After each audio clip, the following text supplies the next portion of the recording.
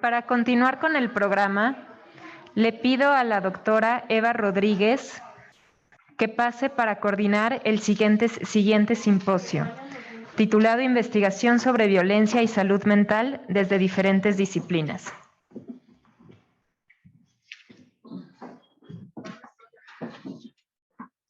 Buenos días.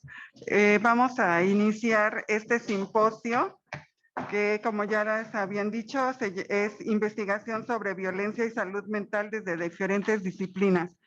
La primera persona que va a presentar es la doctora Luciana Ramos, quien es psicóloga social, obtuvo el grado de licenciatura en la UAM Xochimilco y los grados de maestría y doctorados en la Universidad Autónoma de México.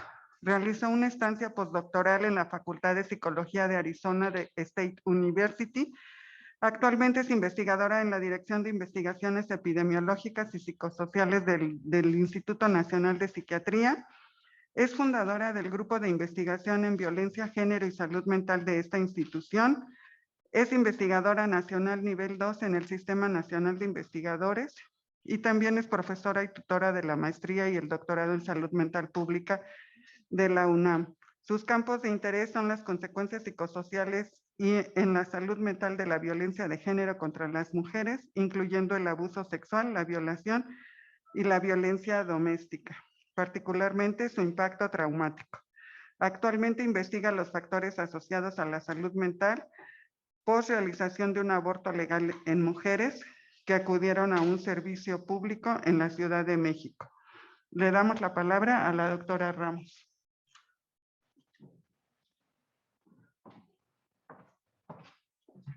Gracias, Eva. Buenos días. Van a poner entonces la presentación y el control. Aquí es, tiene que estar apuntando hacia allá. Hacia allá. ¿Y es esto? ¿Lo puede? Eso, por favor. Gracias.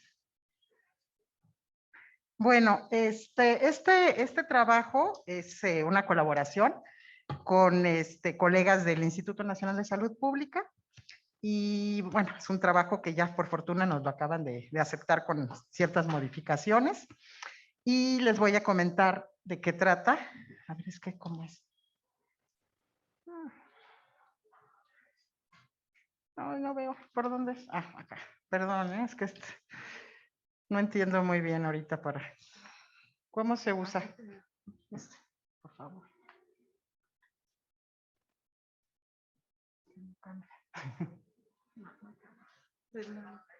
No sirve. Ahí viene. Sí. Ok. Entonces, si me pasa la que sigue, por favor. Bueno, como sabemos, de entre las medidas que se implementaron ante la pandemia de COVID-19, destacaron el confinamiento y el distanciamiento social. Y si bien estas son medidas que fueron muy útiles para evitar el contagio, se señaló que este tipo, no, la anterior, por favor.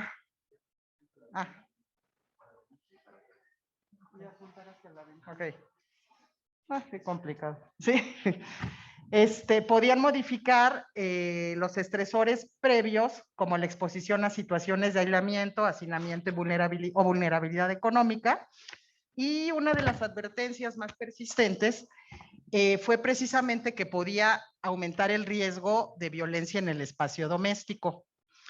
De por sí, ya sabemos que el riesgo de violencia doméstica es más elevado hacia las mujeres y otros grupos expuestos a diversas formas de discriminación. Datos de América Latina, de hecho, señalaron que aumentaron las llamadas a los servicios de atención a violencia de género durante los primeros meses de la pandemia en 2020.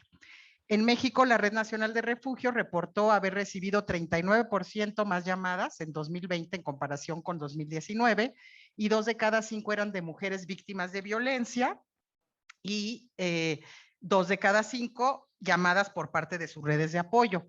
Entre los factores que se han señalado que pueden explicar el incremento de la violencia doméstica durante esta situación de pandemia, se han señalado el aislamiento social, que puede llevar a un aumento en los intentos de los abusadores para ejercer poder y control coercitivo.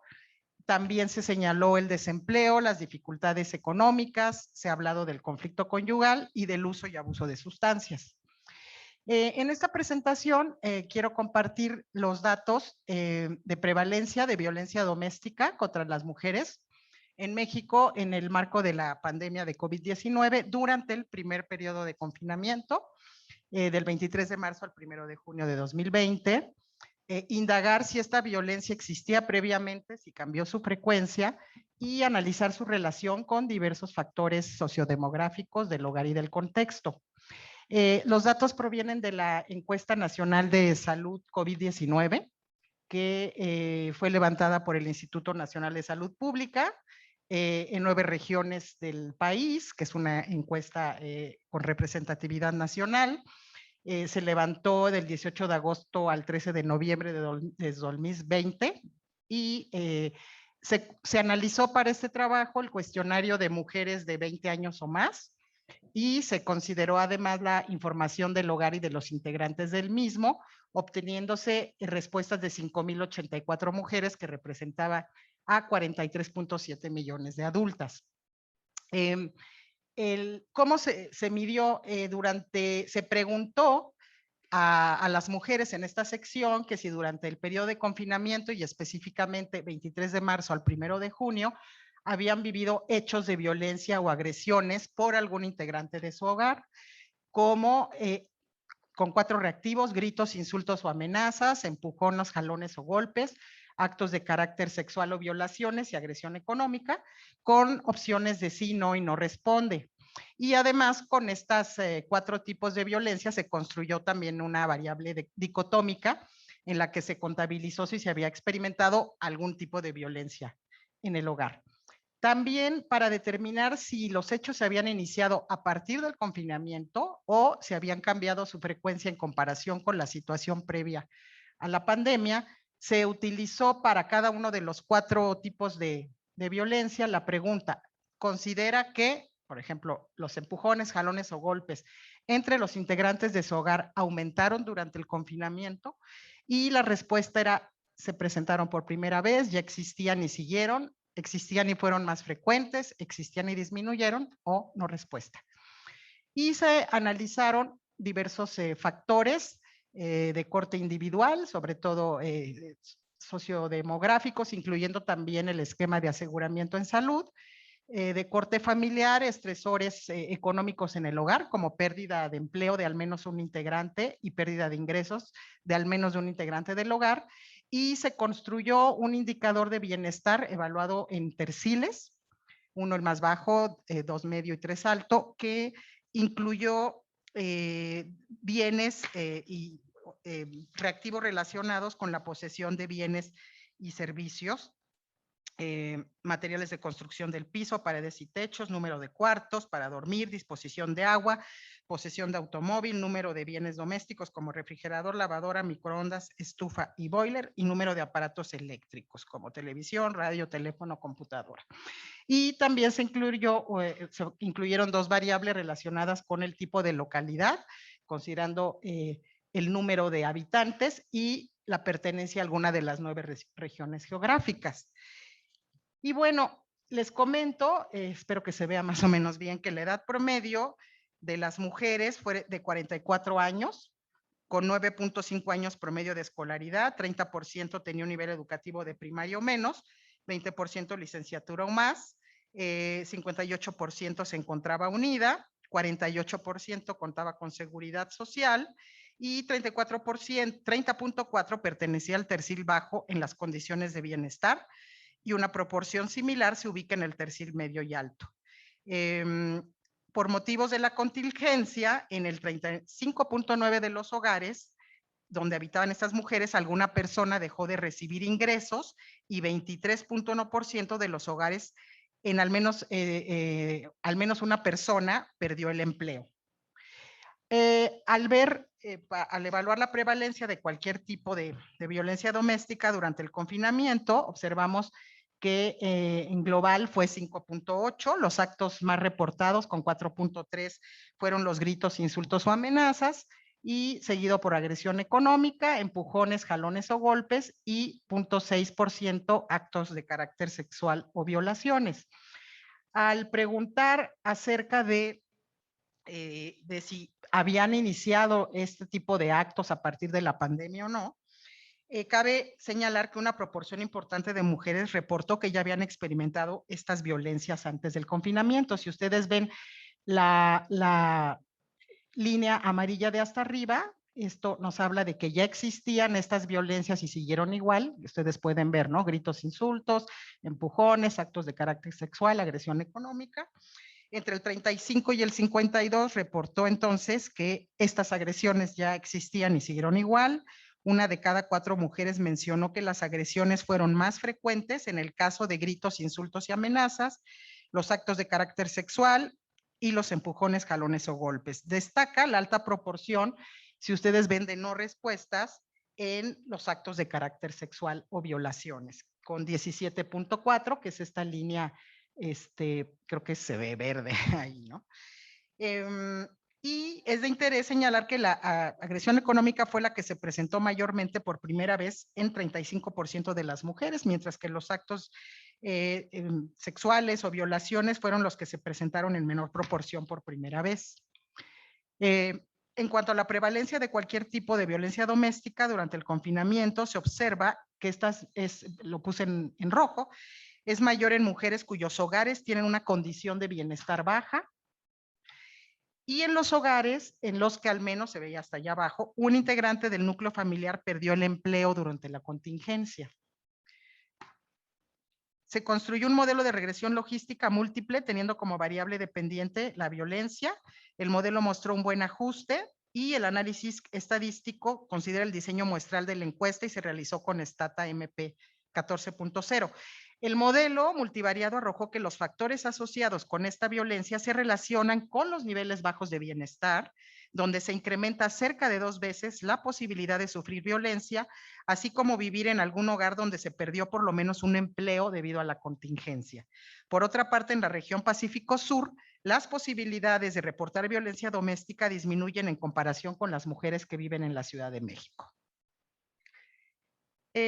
Bueno, pues alcances y limitaciones. Si bien, bueno, esta es la primera encuesta en México que evalúa la violencia doméstica contra las mujeres durante el primer confinamiento derivado de la pandemia de SARS-CoV-2, en una muestra representativa, pues de alguna manera ya tenemos algunos datos duros, ¿no?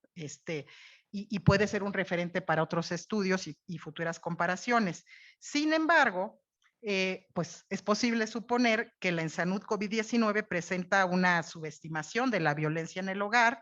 Se ha reportado previamente que cuando las encuestas generales de salud introducen preguntas sobre violencia, se observa un subreporte, lo que constituye una de las principales limitaciones del estudio. Lo anterior es particularmente visible al observar la alta proporción de no respuestas en la pregunta sobre actos de violencia sexual. Los reactivos utilizados, además, pues son bastante débiles, o sea, son preguntas a veces muy amplias, sobre todo, que pueden dar lugar a interpretaciones, sobre todo la referente a agresión sexual y económica, ¿no? ¿Qué es agresión económica o qué puede ser agresión sexual? Asimismo, no incluye a quiénes son los agresores y si las mujeres fueron víctimas directas o indirectas. O sea, son las limitaciones y por ello, pues puede haber dificultades para realizar comparaciones con estudios internacionales. Pero bueno, ¿qué podemos decir? Que por lo menos lo que se observa es que las agresiones de tipo emocional fueron las más prevalentes, seguidas de las de tipo económico, aunque, digamos, las agresiones físicas fueran las que existían ya previamente y se habían mantenido igual o aumentaron. Y esto fue un patrón similar a los gritos, insultos, amenazas y actos de carácter sexual.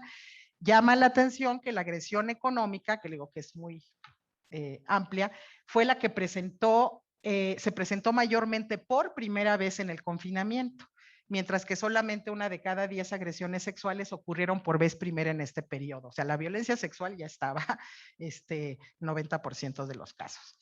Los hallazgos apuntan a la importancia de los factores familiares y comunitarios vinculados con la pérdida de algún empleo y con bajas condiciones de bienestar en términos de las características de las viviendas, así como los bienes y servicios disponibles en los hogares. Es decir, hay sí es importante que aquí, al menos en estos datos, se habla de factores estructurales que están favoreciendo que las mujeres en condiciones de mayor vulnerabilidad pues puedan experimentar violencia, excepto la sexual, que esa es, ocurre haya o no, ¿no?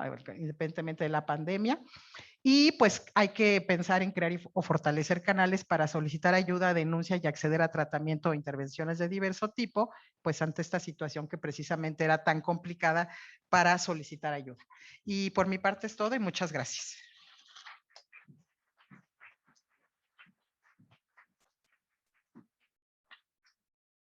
Agradecemos a la doctora Ramos por su presentación. Y la ponencia que sigue es violencia experimentada por las víctimas de trata y sus efectos en la salud mental, una aproximación cualitativa que presentará la doctora Patricia Fuentes de Iturbe. La doctora Fuentes es jefa del Departamento de Modelos de Intervención Psicosocial de la Dirección de Investigaciones Epidemiológicas y Psicosociales del Instituto Nacional de Psiquiatría. Tiene un doctorado en estudios de información y una especialidad en modelos de intervención en jóvenes por la UNAM y diplomada en terapia cognitiva conductual. También es diplomada en género, sexualidad y ciudadanía y diplomada en violencia y masculinidad por el Instituto de Liderazgo Simón de Beauvoir y la Universidad Autónoma Metropolitana. En el instituto ha construido desde hace más de 10 años una línea de investigación sobre traslación de conocimiento para el desarrollo, la diseminación y la evaluación de modelos de intervención en adicciones, violencia y salud mental. Es coordinadora académica del Grupo Interdisciplinario de Investigación en Violencia y Salud Mental del Instituto. Es autora y coautora de libros, capítulos de libro y artículos de investigación. Es autora del libro Violencia y Salud Mental, Perspectivas de la Neurociencia, la Clínica y la Salud Pública, editado por la editorial Grañén Porrúa y el Instituto Nacional de Psiquiatría en 2020. Damos la palabra a la doctora Fuentes.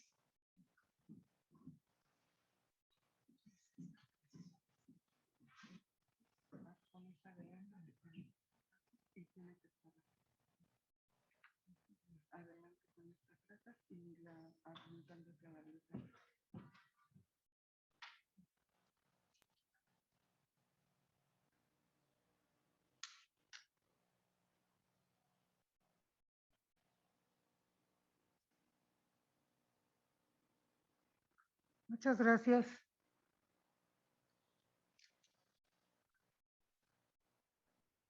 Estoy equivocando.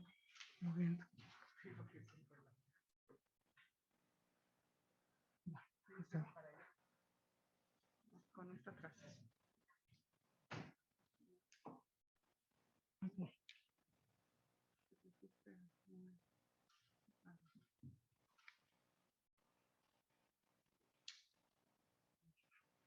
Y no la pueden mover ellos mejor. ¿Se la podrían mover? Sí. ¿Y qué tú le vas diciendo? Okay. Muchas gracias. Bueno, voy a presentar el trabajo sobre violencias experimentadas por víctimas de trata y sus efectos en la salud mental. Este es parte de uno de los trabajos que son resultado de una de las investigaciones sobre este proyecto de investigación sobre trata. Y vamos a presentar este trabajo el día de hoy. La que sigue, por favor. Bueno, de acuerdo con el protocolo de Palermo, la trata se entiende como el proceso de captación, reclutación, que recurre a las amenazas o fuerza, o al engaño, o al abuso de poder, o la situación de vulnerabilidad con fines de explotación sexual. Y entonces, estos tres elementos son muy importantes, que son la captación, que son la amenaza y que son también los fines de explotación. Y en los jóvenes, principalmente en los niños, este proceso está definido muy claramente por el protocolo de Palermo, donde indica que los menores de 18 años son víctimas de trata siempre que cumplan esta situación. Por su parte, Azaola plantea que la trata con fines de explotación sexual también es conocida como la ESI, de la que hay muchos trabajos en la literatura, que es la explotación comercial infantil, y que eso se debe a un ejercicio de poder a través de la mercantilización que se hace del abuso sexual en menores con fines de explotación para que el proxeneta obtenga ciertas ganancias. Y esto implica la coacción de la violencia en diferentes formas de explotación sexual. Así, diversos estudios nos indican que la explotación sexual en niñas, niños y adolescentes que han vivido maltrato infantil tiene diversas consecuencias que presentan de manera concurrente y afectan la salud física, mental y social. El maltrato infantil, pues, de acuerdo con la Organización Mundial de la Salud, indica que es el abuso y la negligencia de niños menores de 18 años y que conlleva la violencia física, la violencia sexual, el abandono, la negligencia y la explotación comercial. Y esto es muy importante porque puede resultar en un daño real o potencial o en una amenaza que afecte la supervivencia, el desarrollo y la dignidad del niño en un contexto de responsabilidad, confianza o poder que tiene un adulto sobre el niño. ¿Cuál es la magnitud de este problema? 1 de cada 2 niños entre 2 y 17 años es víctima de algún tipo de violencia cada año. Cerca de 300 millones de niños de 2 a 4 años son sometidos con frecuencia a castigos violentos por parte de los cuidadores. Y la violencia emocional afecta a 1 de cada 3 niños y además casi cada uno de 7 niños ha sufrido alguna forma de maltrato o negligencia en entornos violentos. El objetivo de este trabajo fue explorar los actos de violencia física, sexual y negligencia que presentan las víctimas de trata y cuáles son sus efectos en la salud mental. Este es un estudio cualitativo de tipo exploratorio descriptivo. Participaron 13 mujeres cuyas edades fluctúan de 11 a 17 años. Su escolaridad es menor de 6 años y un máximo de 9 años. Proceden de la Ciudad de México, Estado de México, Guerrero, Michoacán y Chiapas. El instrumento que se utilizó para captación de información fue la entrevista a profundidad, y en el procedimiento se llevó a cabo la entrevista con un promedio de 2 o 3 horas en un albergue de alta seguridad, que es donde se encuentran las víctimas. Obviamente se tomaron en cuenta todos los aspectos éticos establecidos por el Comité de Ética Institucional. Aquí tenemos por grupo de edad cuáles serían las características de las participantes. Y vemos en la primera línea la edad en la que iniciaron la trata, que son niñas, la edad de rescate y la edad en la que ingresaron a la fundación donde está el albergue, donde ahora están ellas en proceso de rehabilitación.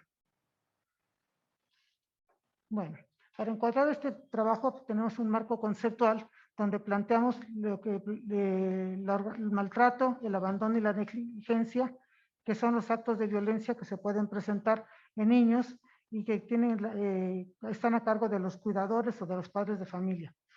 Y concretamente enfocamos la violencia como lo plantea la Convención Nacional de Derechos de los Niños, que es toda forma de perjuicio o abandono físico o una manera de descuido o negligencia, malos tratos y explotación y abuso sexual. Este tipo de maltrato, esto es importante, la CDC explica que puede ser por actos de comisión y de omisión. En los actos de comisión son las acciones deliberadas que pueden hacer los padres o cuidadores con el niño para causar un daño, y entre esos está el abuso físico, sexual y psicológico. Y en los actos de omisión está la negligencia, que es la incapacidad de satisfacer las necesidades físicas, afectivas, educativas de los niños. Está el abandono físico, la supervisión inadecuada y algo muy importante, la exposición a entornos violentos. Así tenemos que la violencia física, que entendemos que es el abuso de poder, pues encontramos nosotros que hay diferentes manifestaciones de la violencia. ¿Sigue? Y aquí lo importante es, aquí ustedes ven en este cuadro en la izquierda, están todas las manifestaciones de violencia física que han vivido las niñas en un periodo de tiempo, tanto antes de la trata como durante la trata, y del lado derecho tenemos los diferentes perpetradores de violencia, que son el padre, la madre, el padrastro, la madrastra, cuando son explotadas en un lugar comercial, los encargados del bar, y sobre todo 2 figuras que son el explotador y el cliente. Y el explotador puede ser el padre, la madre, el padrastro, la madrastra, el padrino, el tío, el novio, el amigo. Y en los clientes están los amigos de la mamá, del papá, de la madrastra, del padrastro o los vecinos. Lo que sigue. En la violencia emocional, pues sabemos que esta es la forma de maltrato psicológico y abuso mental que provocan una agresión y que tienen se manifiestan como una relación perjudicial y persistente en los niños. Las manifestaciones que tenemos son varias y las vamos a ver en la siguiente tabla, por favor. Aquí vemos todo el abuso psicológico o emocional que tuvieron las niñas y que puede ser a través de diversos perpetradores en diferentes momentos. Y hay algunas muy específicas, por ejemplo, la amenaza, si se delata la trata, la amenaza de involucrar a hermanos menores en la trata y toda esta serie de abusos que ustedes pueden ver y que van de parte de todos estos perpetradores. El abuso sexual, que es una de las formas de violencia que vivieron todas las niñas en la trata, bueno, pues está planteado como el involucramiento de un niño en actividades sexuales que no puede comprender, que no puede aceptar y que además en la que impera sobre todo el poder del adulto. Y entonces en los tipos de abuso sexual infantil, de acuerdo con la OMS, hay violencia sexual sin contacto, con contacto o con cierto tipo de contacto que está aquí, y que lo vamos a ver en la siguiente, los ejemplos, y las características de la violencia sexual que son muy importantes para los efectos psicológicos y emocionales que tienen los niños, que son la relación con el agresor, si es parte de la familia o es fuera de la familia, el tipo de victimización, si fue abuso sexual o violación, la frecuencia de esa victimización, si es episodio único, ocasional o crónica, y la estrategia de acoso del agresor, ya sea por parte de manera punitiva o por violencia verbal. Y entonces podemos ver aquí todo lo que fueron los actos de violencia sexual que vivieron.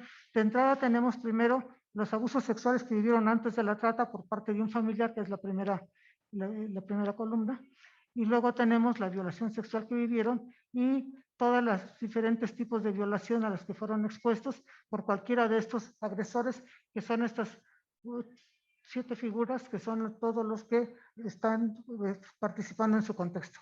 ¿La que sigue? La negligencia, aquí hay algo muy importante, es todo lo que no se hace, pero lo que afecta al niño. La negligencia, que es justamente la falta de posibilidades de cubrir sus necesidades, y entonces hay la negligencia física, que viene siendo la falta de alimentación de los niños, la vivienda que es inestable, la educativa, que es tener un grado escolar menor al que los niños tendrían que tener de acuerdo con su edad, la falta de acceso a la escuela y obviamente el ausentismo o deserción escolar. También tenemos la supervisión inadecuada, que es el no asegurar que el niño esté en un lugar seguro, y entonces es asegurar que el niño no esté expuesto a riesgos y además que no se le protege de manera deliberada y que aun cuando se conoce que está en riesgo, se reconozca el riesgo, pero se permita que ocurra. Luego la exposición a entornos violentos, como pueden ser el acceso al consumo de drogas, la explotación misma, porque son intencionales, y el abandono, que implica que se ha dejado al niño solo bajo circunstancias en las cuales puede sufrir algún daño o ser abandonado sin la atención que requiere y sin su seguridad que necesita.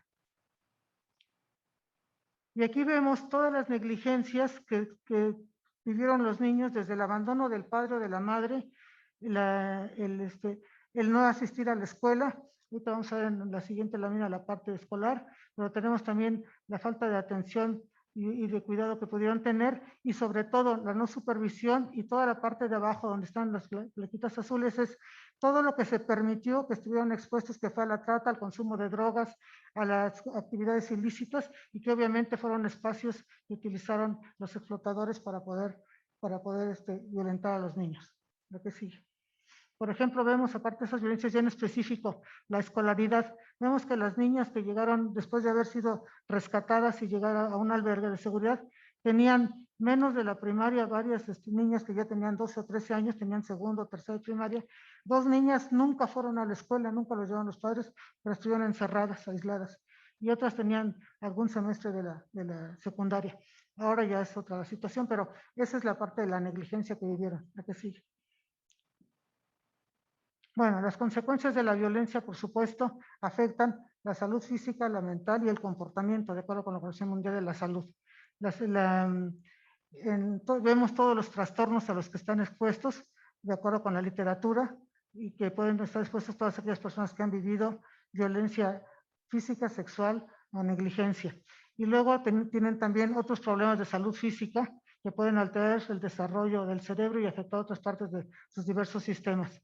Y además de los problemas sociales que se pueden asociar a este tipo de violencias que se vivieron. Y bueno, pues podemos ver datos muy importantes como este metaanálisis que indica que quienes han vivido violencia en la infancia y que son un promedio de 250,000 individuos de acuerdo con un metaanálisis, pues quienes estuvieron expuestos a más de 4 violencias tuvieron una alta probabilidad, 7 o 8 veces mayor probabilidad de involucrarse en violencia interpersonal y 30 veces mayor probabilidad de tener intentos suicidas.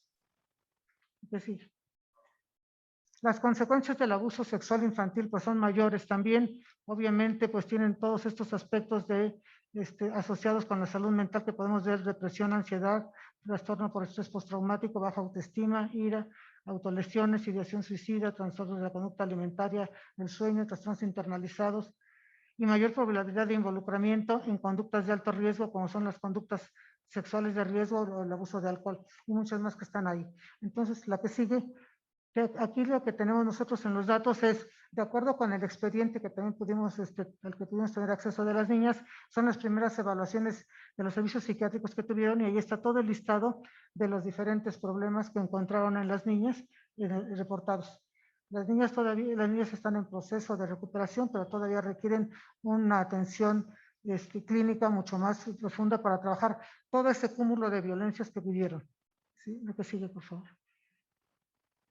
Bueno, es un trabajo muy importante, hemos avanzado hasta este momento y quisimos compartir los resultados, pero bueno, lo importante para la discusión, creemos que el maltrato infantil es prevenible, por ello requiere intervenciones en los diferentes contextos de las niñas, niños y adolescentes. Y es importante visibilizar estos múltiples tipos de violencia que han vivido las niñas y adolescentes víctimas de trata para enfocar la atención clínica a las consecuencias de la salud mental de este grupo de población. Porque la experimentación de múltiples victimizaciones de varios tipos, como el abuso sexual, la violencia física, la violencia sexual y la negligencia, pueden ocurrir de una manera secuencial o simultánea durante cierto periodo de la vida de las niñas, pero conllevan múltiples consecuencias sociales negativas y de salud física y mental. Y esta victimización tiene efectos acumulativos en la salud física, psicológica y emocional de las víctimas e impacta en su desarrollo integral de los adolescentes. Cabe aclarar aquí que muchos trabajos de investigación se han enfocado a una sola de las violencias, pero como podemos ver, este grupo de población de alta vulnerabilidad y de mayor riesgo, pues ha vivido muchas violencias y en consecuencia requiere una atención que abarque todos los aspectos tan complejos que han vivido. Muchas gracias.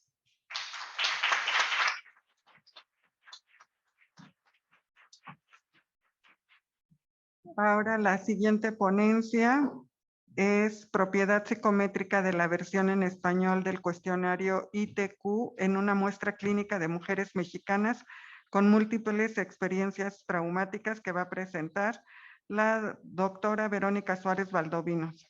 Ella tiene la licenciatura en psicología por la UNAM y la maestría en salud mental pública también por la UNAM. Es candidata a doctora en salud mental pública del Instituto Nacional de Psiquiatría y la Facultad de Medicina de la UNAM.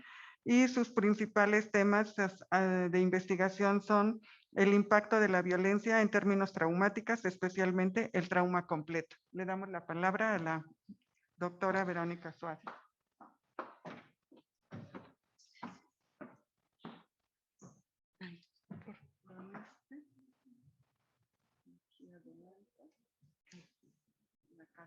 Pero tienes que estar viendo hacia allá. Okay. Si no me dices que sí te la pongo. Okay.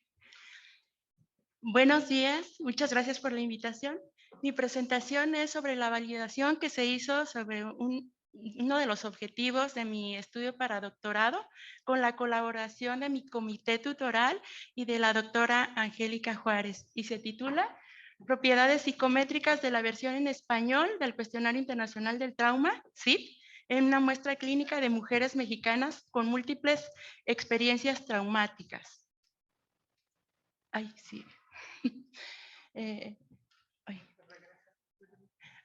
Como sabemos, las experiencias traumáticas son un factor de riesgo para el desarrollo de trastornos psiquiátricos, como son el trastorno de estrés postraumático y el trastorno de estrés postraumático complejo.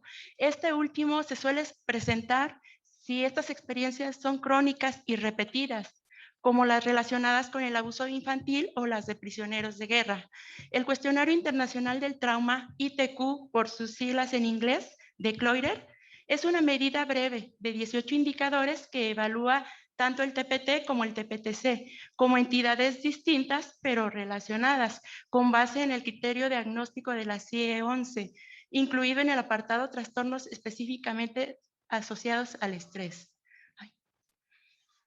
El CID está conformado de la siguiente manera. Tiene 2 factores con 9 reactivos cada uno. El factor del TEP tiene, digamos, 2 reactivos de reexperimentación, la cual da cuenta de las memorias traumáticas, las cuales son atemporales, lo que quiere decir que cualquier recuerdo, pesadilla o flashback que vivan, lo van a reexperimentar con la misma emoción que se vivió en el momento del trauma.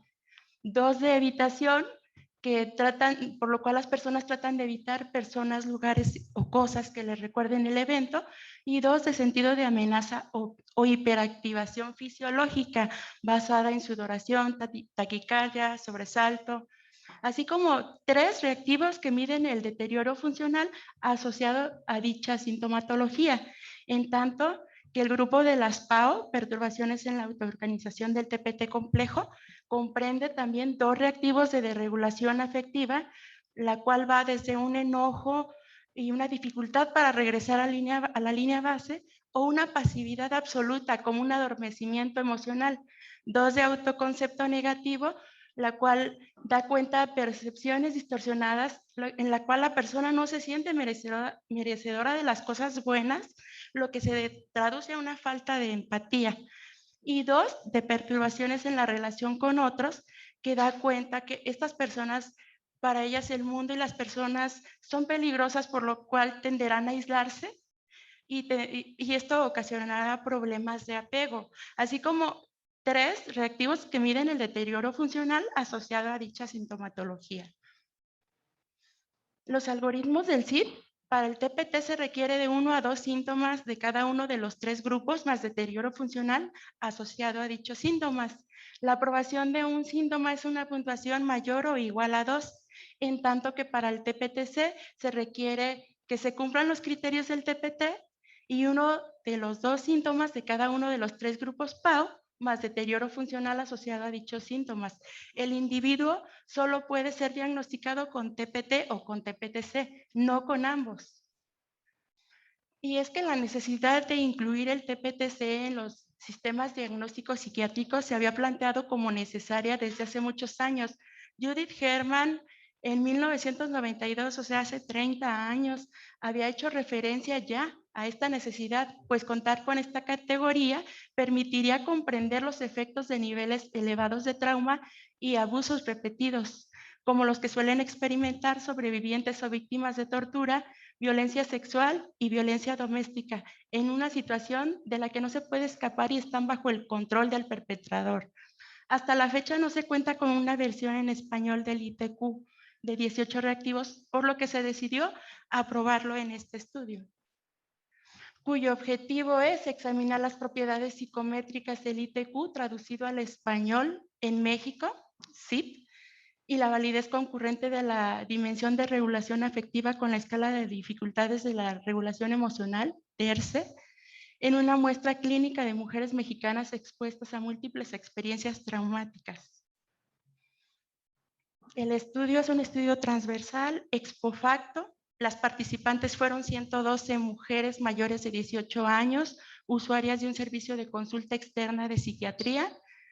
El periodo de recolección de datos fue de octubre del 2019 a marzo del 2020 y el estudio fue aprobado por el Comité de Ética en Investigación del Instituto Nacional de Psiquiatría.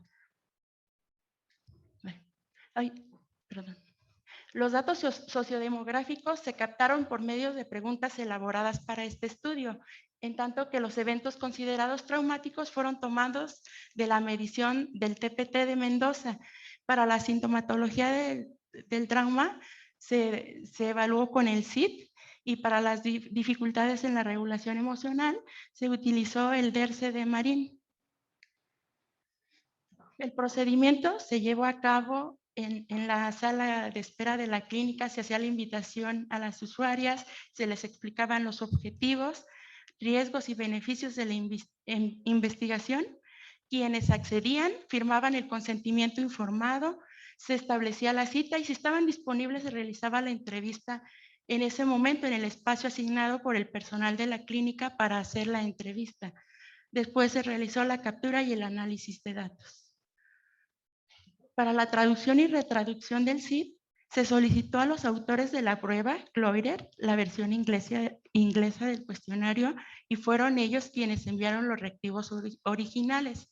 Esta versión fue traducida al español por medio del método de criterio racional de traducción inversa de Cardoso y posteriormente se solicitó a 5 mujeres usuarias que revisaran su comprensión y en todos los casos reportaron buena comprensión de los reactivos. Para el análisis, se evaluó la consistencia factorial de la prueba por medio del análisis factorial confirmatorio con el programa estadístico EIMOS del SPSS y se evaluó la validez de constructo con el DERCE, realizando análisis de correlación de Pearson calculado en el programa estadístico SPSS en su versión 26. En los resultados, la mayoría de las personas estuvieron en el grupo de edad de 41 a 50 años. En escolaridad, la mayoría contaba con preparatoria seguida de licenciatura y carrera técnica comercial. Como podemos ver, la mayoría contaba con educación media superior, por lo cual tenían idea de dónde acudir a recibir ayuda. El estado civil era compartido el mismo número de personas por casadas, divorciadas, separadas, en tanto que la mayoría era ama de casa con 0 a 3 años de tiempo de acudir a consulta. Sin embargo, había personas de hasta 20 años de acudir a consulta. Y la prevalencia de diagnóstico psiquiátrico iba de depresión, después TPT y después ansiedad. Como podemos ver, esta es la lista, digamos, en esta tabla está el número de experiencias traumáticas vividas por las personas. Todas habían vivido algún tipo de experiencia, ya sea, o muchos, interpersonal o interpersonal. Como sabemos, estamos hablando también de una muestra clínica.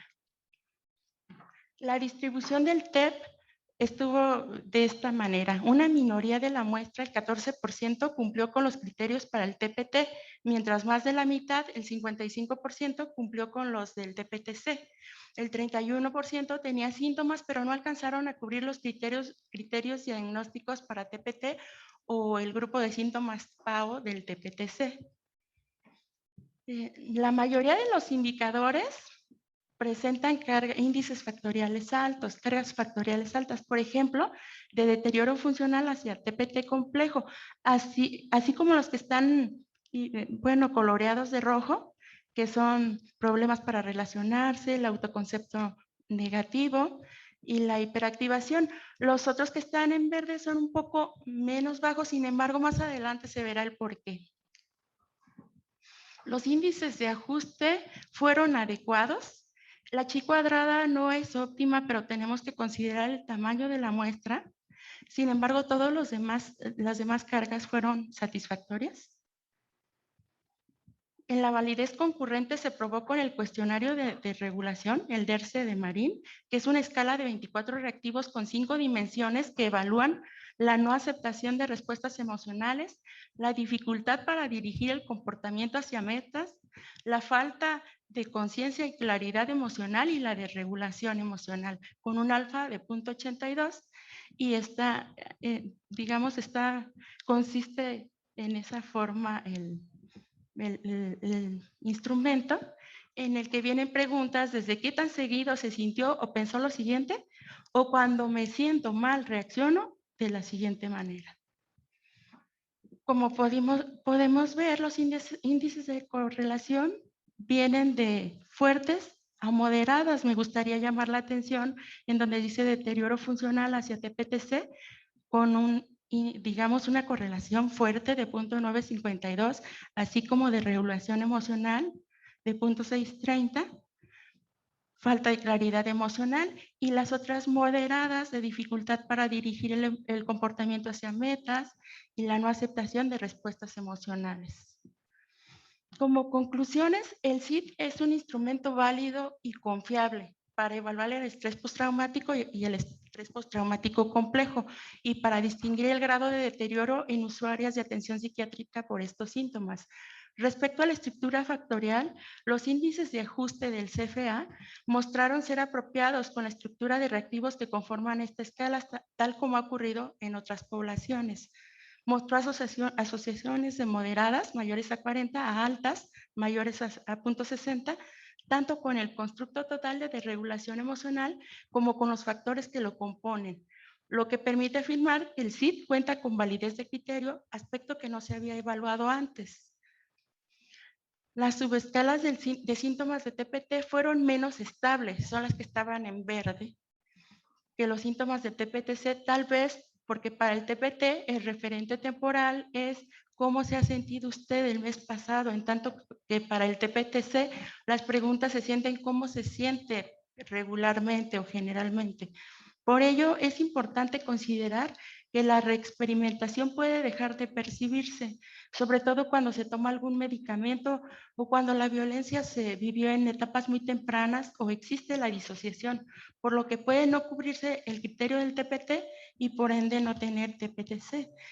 Habrá que considerar un diagnóstico de TPT-C basado en síntomas subumbrales de TPT para aumentar la posibilidad de que personas que experimentaron algún trauma en edades tempranas sean diagnosticadas y puedan recibir un tratamiento adecuado. Como recomendaciones, el CID mostró buenas propiedades psicométricas en una muestra clínica de mujeres. Los hallazgos apoyan la inclusión y evaluación del TPT y el TPT-C como diagnósticos separados pero relacionados, como se especifica en la CIE 11. Dado los excelentes puntajes en la validación, sería importante realizar estudios a futuro con muestras clínicas de hombres, con muestras no clínicas de ambos sexos, con niños y adolescentes, o incluso probar las versiones de menos reactivos. Por lo tanto, su utilización debe circunscribirse a poblaciones clínicas de mujeres, ya que permite diferenciar entre el TPT y el TPT-C y tomar decisiones fundamentales para su tratamiento. Mil gracias por su atención.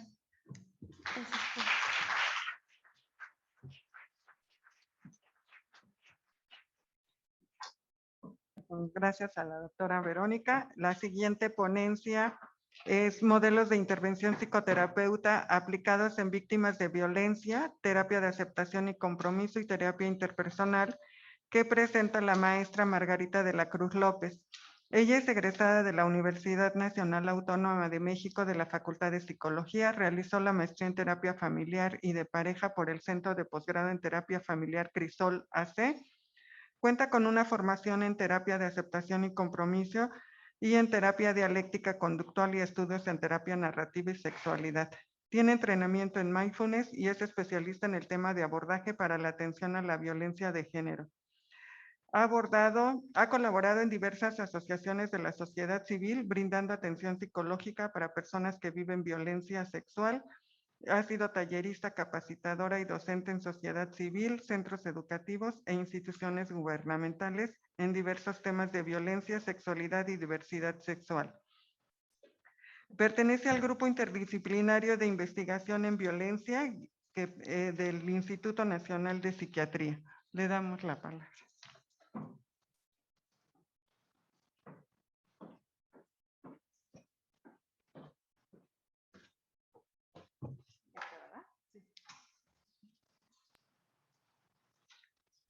Buenos días, muchas gracias por la invitación. Es un gusto estar esta mañana aquí con ustedes y compartirles una mirada de lo que hacemos en la Clínica de Género y Sexualidad. Yo les hablaré específicamente de modelos de intervención psicoterapéutica aplicados en víctimas de violencias de pareja, principalmente terapia interpersonal y terapia de aceptación y compromiso. ¿Quiénes formamos parte de la Clínica de Género y Sexualidad?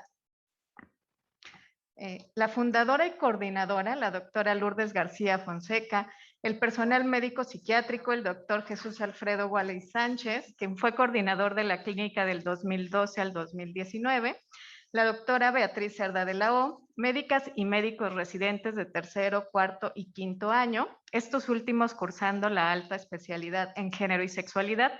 Actualmente se encuentra la doctora Chang y el doctor Roldán, las psicólogas clínicas, psicóloga Rebeca Torres Montaño, su servidora, colaboradora la psicóloga Marcela Biagini Alarcón, quien estuvo hasta el 2019 con nosotros colaborando, pasantes de psicología, prácticas profesionales y servicio social, así como la trabajadora social María Esther Martínez. Y aprovecho para hacer un agradecimiento a la doctora Pati Fuentes, porque a partir del 2010 que la clínica ha colaborado también con ella pudo financiarnos para que fuéramos capacitados en la terapia de aceptación y compromiso, que es parte de lo que les voy a presentar. A partir de ese momento, pues comenzó su aplicación en la clínica. ¿Qué hacemos en la clínica? Brindamos atención médica, psiquiátrica y psicoterapéutica con perspectiva de género. Somos un equipo multidisciplinario, altamente capacitado y sensibilizado a personas adultas y adolescentes que han sido víctimas de violencia de género, violencia sexual y o familiar o de pareja, en quienes la violencia está relacionada con él o los trastornos psiquiátricos actuales, así como personas que presentan problemas relacionados con la salud sexual. Contamos con el curso de posgrado de alta especialidad, género, sexualidad y salud reproductiva, cursos de educación continua para profesionales de la salud, violencia sexual y de género, género masculino y salud mental, trata de personas y atención a víctimas de desaparición forzada, estrategias de intervención en caso de violencia escolar, sexualidad y salud mental, familia y salud mental. Además, colaboramos con el Grupo Interdisciplinario de Investigación y Violencia, GIVI. Dentro de las intervenciones psicoterapéuticas que brindamos en la clínica, tenemos el abordaje individual y grupal. Damos grupos de terapias para el tratamiento de las disfunciones sexuales, principalmente utilizando ACT, terapia de aceptación y compromiso, terapia narrativa, psicoeducación sobre prácticas sexuales, expresiones comportamentales de la sexualidad y diversidad. Grupos psicoeducativos de codependencia, regulación emocional, sexualidad, donde brindamos información con perspectiva de género, psicoterapia familiar, el abordaje es a través de la terapia sistémica, grupos de mujeres receptoras de violencia de pareja, que son las terapias que hoy vamos a abordar, terapia interpersonal y terapia de aceptación y compromiso, grupos de mujeres sobrevivientes de abuso sexual, ACT, terapia narrativa y terapia género sensitiva de la doctora Yoconda Batres. Grupos de terapia para acompañamiento de las personas que expresan su diversidad y sus familias, utilizamos ACT, terapia narrativa y psicoeducación del sistema sexo-género. ¿En qué consiste? Les voy a compartir de manera muy breve y general en qué consiste cada uno de estos modelos. La terapia interpersonal TIP. Este modelo de psicoterapia grupal para mujeres receptoras de violencia fue propuesto por la maestra Marcela Biagini Alarcón y se basa en los planteamientos teóricos de Irving Yalom. Yalom propuso el factor terapéutico grupal que ocurre por la intervención de la o el terapeuta y paciente como implicado en la mejoría y crecimiento personal de estas y estos. Estos factores terapéuticos grupal incluyen 11 elementos que van a estar implicados en la mejoría y en el crecimiento personal a lo largo de todo el proceso grupal. Infundir esperanza y mantenerla es crítico en todas las psicoterapias, la universalidad, impartir información, el altruismo, la recapitulación del correctiva del grupo familiar primario, el desarrollo de técnicas de socialización, conductas imitativas, aprendizaje interpersonal, cohesión grupal, catarsis y aprendizaje existencial. Todos estos elementos contribuyen a que el proceso sea un proceso que permita que las y las mujeres puedan recuperar todo lo que se perdió a partir de la violencia. Además, este modelo propuesto por Biagini tiene objetivos generales y específicos relacionados con la perspectiva de género, haciendo hincapié en la comprensión de la violencia como un fenómeno social. Por ello, sus objetivos generales son los siguientes. Se trabaja en el empoderamiento, en reconocer los estilos de afrontamiento actuales, promover cambios en los estilos de afrontamiento, manejar la culpa hacia la persona agresora trabajar la ira hacia la persona agresora, recuperar el control sobre los límites yoicos en relación a rescatar pensamientos, actitudes, valores y emociones propias. Además, recuperar el control sobre los límites corporales en relación a restablecer la capacidad para poder decidir sobre el propio cuerpo. Reorganizar la autoimagen en relaciones a restablecer una imagen personal que parta de conceptos propios, clarificar relaciones de género, clarificar relaciones de pareja, clarificar las relaciones con las y los hijos, clarificar las relaciones con otros miembros de la familia y clarificar las relaciones con otros integrantes de la comunidad. Dentro de los objetivos terapéuticos específicos se encuentra el manejo de síntomas emocionales específicos, el afrontamiento de situaciones conductuales, intervención en situaciones relativas a conflictos interpersonales que vayan surgiendo a lo largo del proceso. El procedimiento TIP consta de grupos cerrados de 20 sesiones de 1 hora y media de duración con una frecuencia semanal. Por su parte, la terapia de aceptación y compromiso considera que todas las personas tenemos un sufrimiento que forma parte de nuestra condición humana y que, sin embargo, debido a la cultura, se ve como algo patológico que se tiende a evitar. En la base entonces de dicho sufrimiento se encontrarán los eventos privados derivados del lenguaje, que, como miedos, anticipaciones, recuerdos, expectativas, etcétera, que puedan interferir con la ejecución o la satisfacción personal, especialmente cuando la persona se resiste a sentir, a pensar o a no mostrar determinadas reacciones ante las situaciones aversivas, como pueden ser justamente las situaciones de violencia. Esta terapia busca que las personas identifiquen que es de mayor utilidad estar dispuestas a experimentar los eventos privados que han estado evitando para irse acercando al encuentro con sus propios valores. Esto implica que las personas dejen de luchar contra los síntomas y en su lugar reorienten la vida para expandir el repertorio conductual e incrementar la flexibilidad psicológica. El objetivo de la terapia propone la aceptación y la reconstrucción del horizonte de la vida de la persona a partir de la aceptación del sufrimiento y de la búsqueda, pues, de sus valores. En ese sentido, aceptar el dolor como parte inherente de la vida y hacer acciones comprometidas con los valores que cada una de las personas tiene pretende impactar en la calidad de vida más que en los síntomas de las personas. Que a la par, por supuesto, que mejora la calidad de vida, pues hay una disminución de los síntomas. Desde esta perspectiva plantea que existe un modelo de psicopatología que nos lleva a la rigidez psicológica. La rigidez psicológica es la que nos permite que el sufrimiento siga presente y que existan comportamientos disfuncionales. Esta inflexibilidad psicológica se compone de falta de claridad o contacto con los propios valores, una inacción, impulsividad o persistencia evitativa, una fusión cognitiva, evitación experiencial, un predominio del pasado o del futuro con conceptualizaciones que nos llevan a un autoconocimiento limitado. Por otra parte, lo que se pretende en la terapia es justo transitar al proceso de cambio a partir de llegar a la flexibilidad psicológica. Para poder transitar a la flexibilidad psicológica, es importante fortalecer y trabajar en los valores, en acciones comprometidas, en el self como contexto, en la defusión cognitiva, en la aceptación y en el contacto con el momento presente. Cabe resaltar que estos 4 procesos que vemos del lado derecho nos van a llevar a la conducta y compromiso que contribuyen al proceso de cambio, y los componentes del lado izquierdo nos van a llevar a los procesos de conciencia plena y aceptación. ACT utiliza en cada sesión estrategias de atención plena o conciencia plena, ayudando a las personas a estar plenamente conscientes y presentes en el aquí y en el ahora. Reconocer la realidad y aceptarla tal como es, sin juicios y sin expectativas.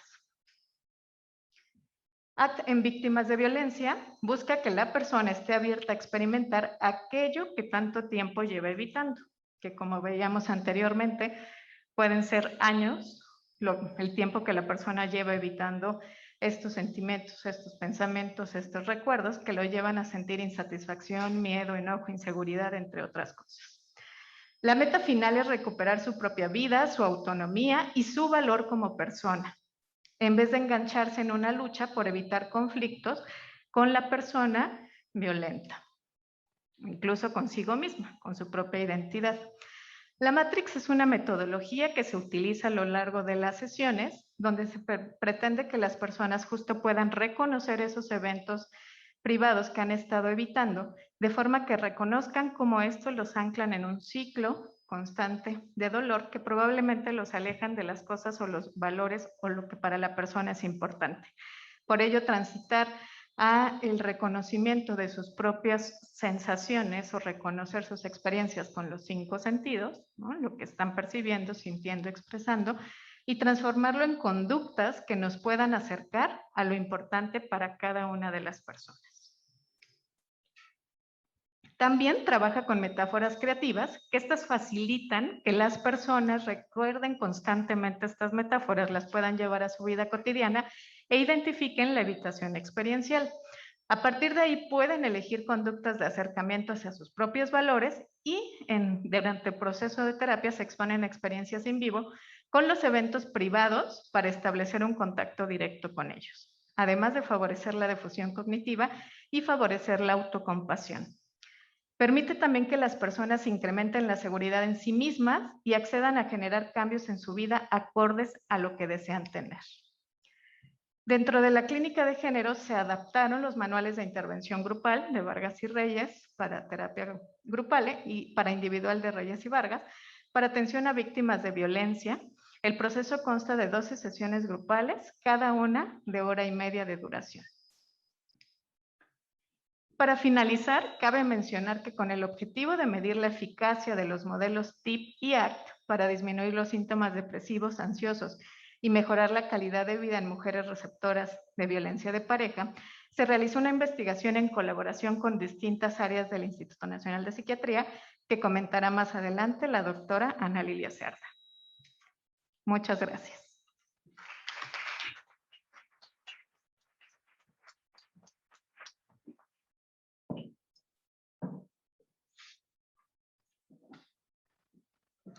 Gracias a la maestra Margarita de la Cruz. La última ponencia es Efectos en la calidad de vida, cortisol y síntomas psiquiátricos de 2 intervenciones psiquiátricas para víctimas de violencia de pareja, que presenta la doctora Ana Lilia Cerda Molina. Ella estudió biología en la UNAM y posteriormente el doctorado en ciencias biomédicas de la Facultad de Medicina, también de la UNAM. Es miembro del Sistema Nacional de Investigadores Nivel 1. Ha trabajado como docente en las carreras de biología y de antropología física. Actualmente es investigadora en ciencias médicas del Instituto. Imparte clases sobre estrés y salud mental en el posgrado de Ciencias Biológicas y Psicología de la UNAM. Ha publicado diversos capítulos de libros nacionales e internacionales. Es asesora de tesis de licenciatura, maestría y doctorado, así como de la especialidad y alta especialidad en género, sexualidad y salud reproductiva. También es miembro del grupo de GIBI del Instituto de Psiquiatría.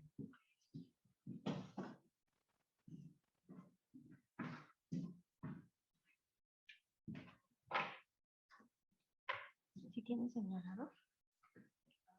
Ah, sí. Bueno, buenos días. Muchas gracias a Patti Fuentes por mantener este grupo de investigación interdisciplinaria que conjunta tanto la investigación clínica como la investigación básica, y gracias a Eva por invitarme.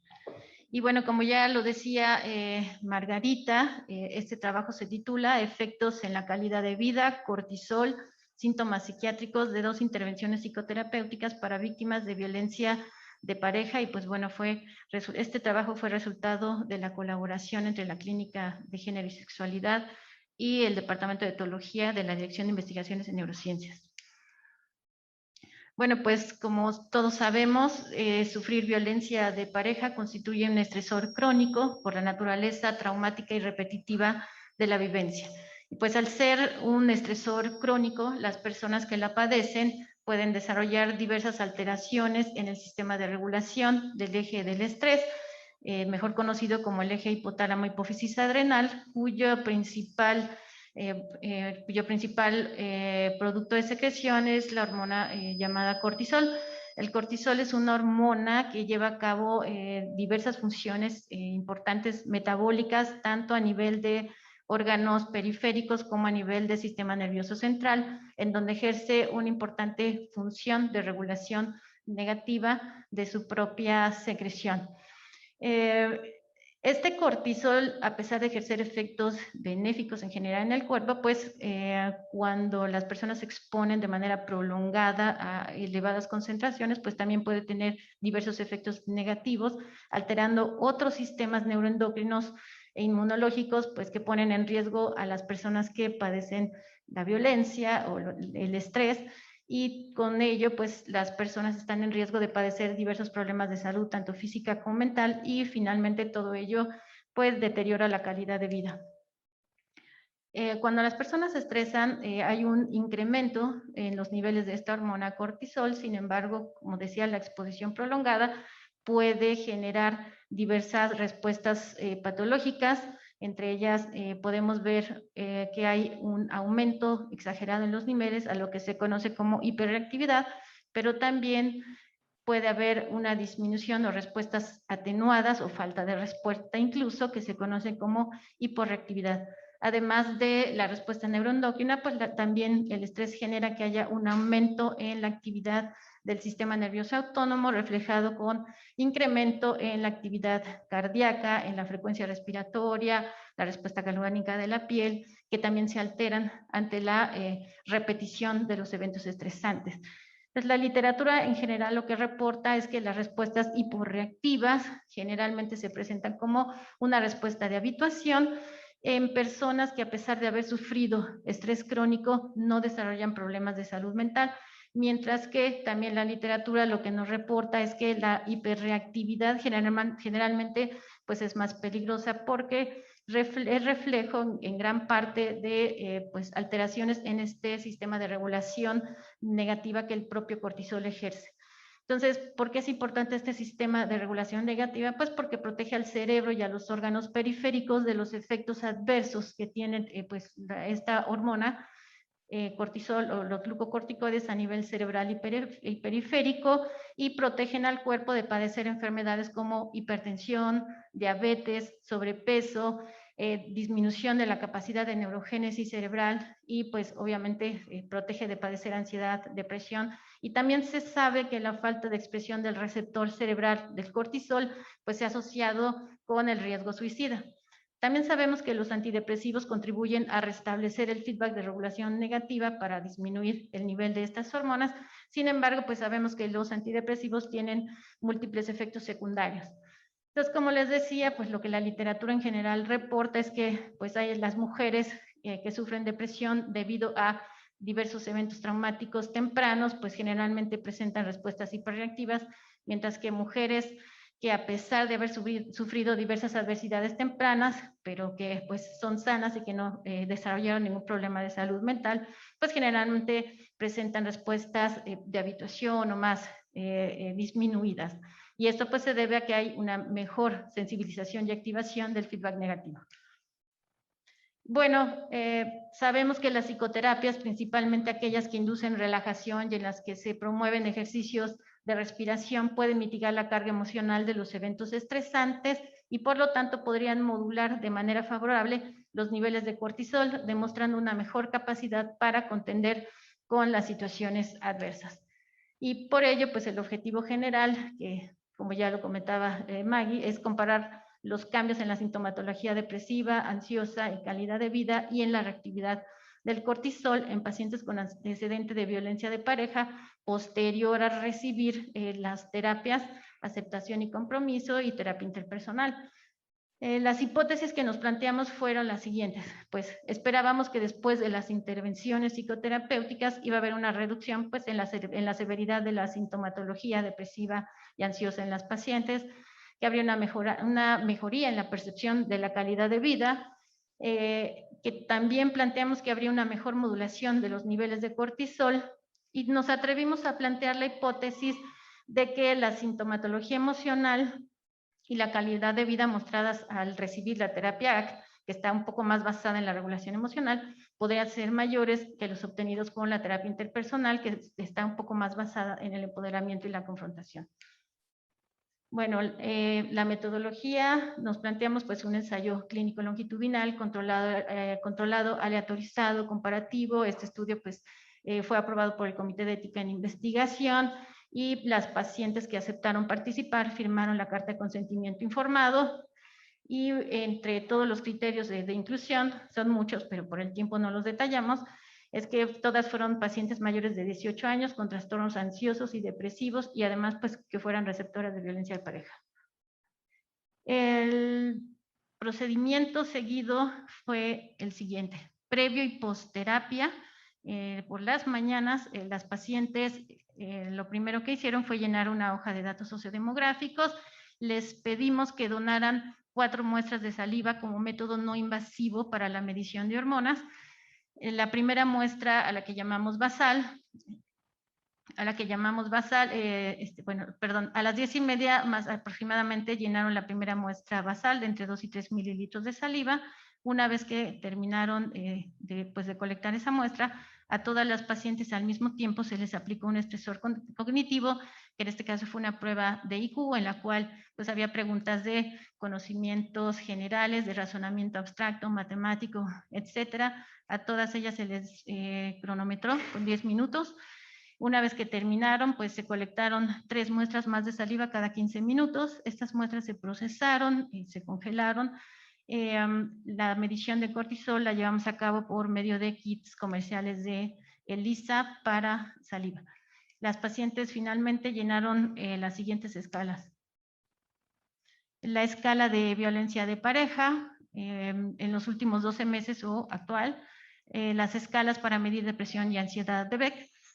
Una escala de calidad de vida que consta de 2 preguntas generales, es decir, cómo puntúa su salud en general y cómo puntúa su calidad de vida en general.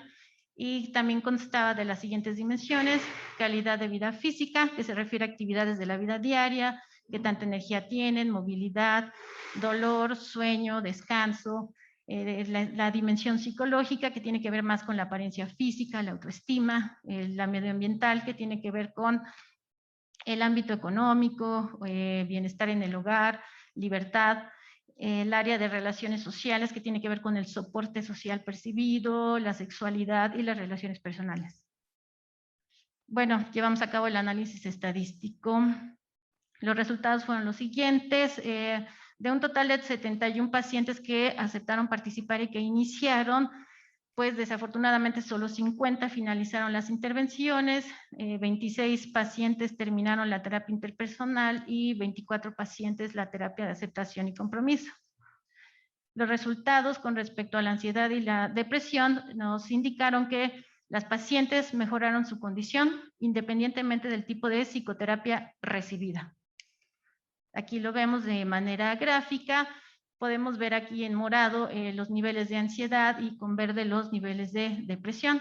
Como podemos ver, las pacientes estaban más ansiosas que deprimidas y las pacientes pasaron de un nivel promedio de ansiedad severa a ansiedad moderada, mientras que pasaron de un nivel promedio de depresión moderada a un nivel de depresión leve. Bueno, con respecto a la percepción de calidad de vida, encontramos lo mismo que para la ansiedad y depresión. Las pacientes mejoraron su percepción de calidad de vida independientemente del tipo de psicoterapia. Y pues aquí vemos de manera gráfica las 2 preguntas. La primera de cómo puntúa en general su calidad de vida, respondidas en una escala tipo Likert. Podemos ver que las pacientes de manera significativa incrementaron la percepción de calidad de esta pregunta, y cuando se les preguntó cómo puntúan en general su salud, también hubo una mejoría en la percepción. Aquí están las otras dimensiones y como podemos ver también aquí en verde es el puntaje preterapia, en morado el puntaje postterapia, y podemos ver que en todas las dimensiones física, psicológica, ambiente y social hubo una mejoría significativa. Aquí vale la pena mencionar que la escala de calidad de vida en el tema social, pues vemos que las pacientes pasaron de un nivel muy malo a malo. Con respecto a los niveles de cortisol, pues encontramos exactamente lo mismo. No hubo diferencias con respecto a la terapia recibida y hoy apenas se ve, pero el nivel, el perfil de cortisol preterapia, justo como la literatura lo marca, todas las pacientes presentaron un perfil de hiperrespuesta, un aumento en los niveles de cortisol 15 minutos después de iniciar las terapias, pero al término de las mismas, pues vemos cómo hubo un cambio en el perfil de cortisol. En todas las pacientes hubo una disminución y pues podemos ver que hubo un cambio de hiperrespuesta a hiporrespuesta. Bueno, finalmente, como conclusiones, podemos decir que independientemente de la intervención psicoterapéutica, se vio una mejoría en ambos grupos para todas las variables de estudio, depresión, ansiedad y calidad de vida. Los niveles de cortisol pasaron de un perfil de hiperrespuesta a hiporrespuesta posterior a las psicoterapias, pues lo que va acorde a la hipótesis de un efecto de habituación y posiblemente mejor capacidad para responder a estresores. Es importante notar que la calidad de vida social sí mejoró, pero como les decía, pasó de una escala de Likert de muy mala a mala, lo cual puede estar relacionado con la persistencia de situaciones de violencia, por lo que planteamos que intervenciones posteriores podrían enfocarse más específicamente a mejorar este punto. Y la efectividad de las intervenciones pues nos permite corroborar la evidencia empírica previa de su eficacia y considerarlas fundamentales para apoyar en la mejoría de la salud mental de las pacientes que sufren violencia. Bueno, finalmente quiero agradecer a las participantes, al equipo de investigación, a las autoridades institucionales por apoyar económicamente el estudio y al grupo interdisciplinario de investigación en violencia de género y salud mental, a través del cual pues ha permitido la colaboración entre las diferentes áreas. Gracias.